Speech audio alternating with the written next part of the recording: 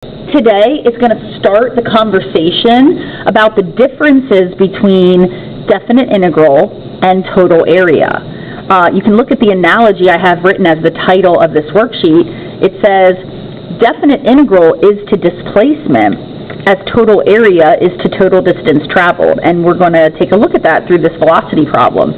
So if we start in here, it says an object is traveling with a velocity given by v of t equals negative 2t plus 6 miles per hour.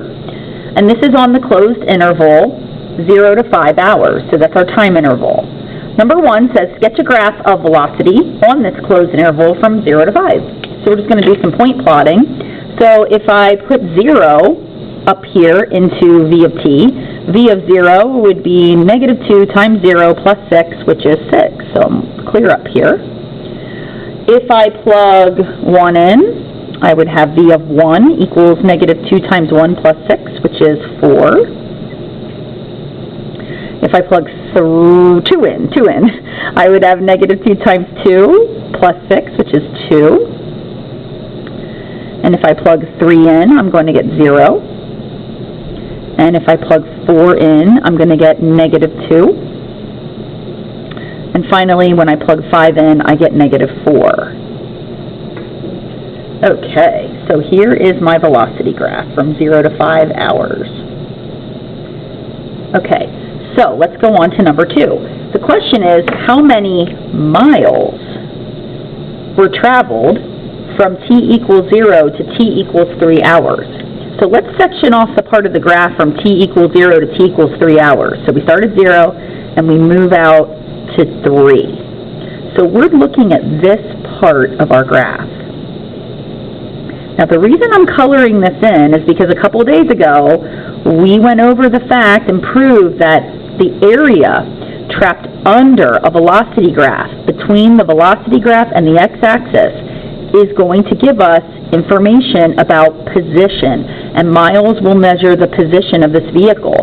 So if you've forgotten that, what I can do really quickly to review, if we were doing a Riemann sum, for example, or we were estimating this area with rectangles, we might draw something like, maybe a left-hand rectangle here.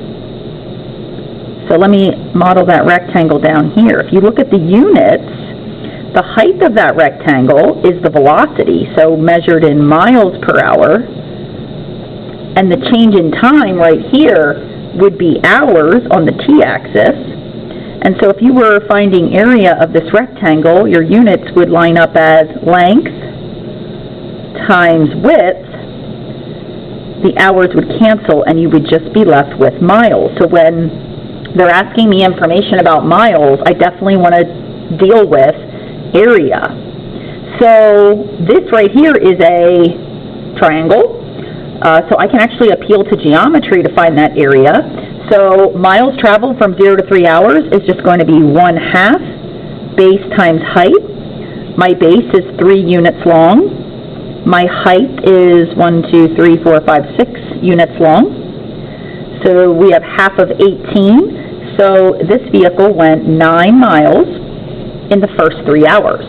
So it's not traveling very fast. Maybe this is a horse and buggy, who knows, but, oh, it's not a car. I was thinking it's a car. It's an object. Okay, so maybe that does make sense, depending on what the object is. Just so you know, if you didn't use geometry, another way to do this problem would be to set up the definite integral. So if I would have done this, the definite integral from 0 to 3 of the function, here I have to go to negative 2t plus 6 dt, then my antiderivative would have been negative t squared plus 6t, and that's still going from 0 to 3. And then I would plug, by fundamental theorem, plug my 3 in. So I would have negative 3 squared plus 6 times 3 minus negative 0 squared plus 6 times 0. And that back end would just go to 0. So I'm looking at the front here, and what I have is negative 9 plus 18, which is 9 miles. So I can define this by the fundamental theorem, or I could find it by geometry. Okay, let's go to question 3. How many miles were traveled from t equals 3 to t equals 5 hours? So now we're looking at a different part of the graph. Looking down here from 3 to 5. So let me fill this in. Now what's interesting about this, because we're underneath the x-axis or the t-axis, we are going to get a negative value if we integrate. Let me show you. If I integrate from 3 to 5 on the function negative 2t plus 6 dt, the end result, so I've got negative t squared plus 6t from 3 to 5. I'm going to plug that 5 in, so negative 5 squared plus 6 times 5 minus, put the 3 in, negative 3 squared plus 6 times 3. Evaluate that. I've got a negative 25 plus 30, which is 5, minus. And then in here, I've got my negative 9 plus 18, which is 9. So my final answer by way of the definite integral is going to give me negative 4 miles. Now, that simply means that the car traveled 4 miles in the opposite direction of what it was doing up here in the pink region. So it went one direction 9 miles, turned around, and came 4 miles back the other way.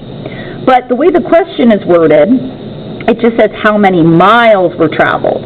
Well, that would just be the absolute value of negative 4. So I'm going to answer question 3 just as 4 miles were traveled.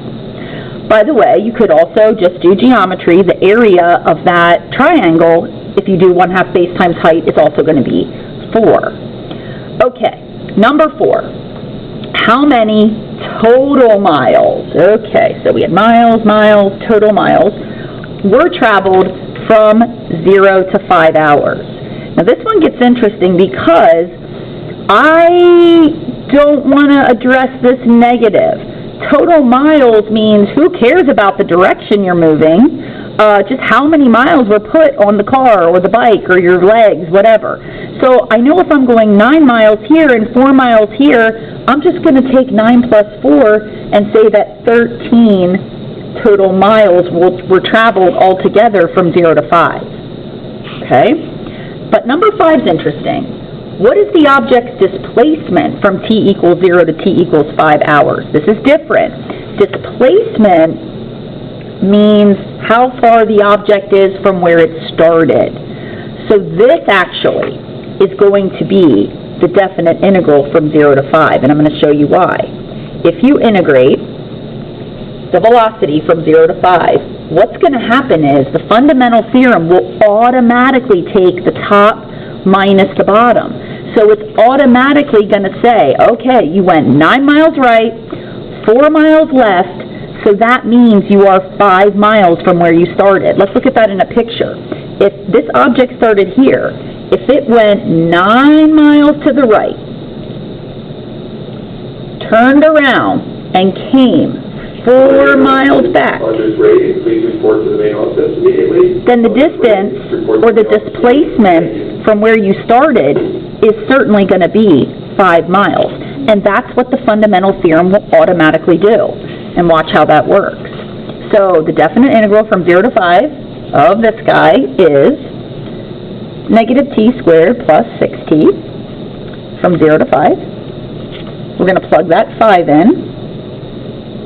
Negative 5 squared plus 6 times 5 minus negative 0 squared plus 6 times 0. And again, that back end is going to go to 0, and we have here negative 25 plus 30, 5 miles. See, the fundamental theorem gives you displacement automatically. The other way you could have done displacement is just to take 9 minus 4 from the graph. 9 miles minus 4 miles puts you 5 miles from where you started. Okay, so that's just our first video here on the definite integral versus total area.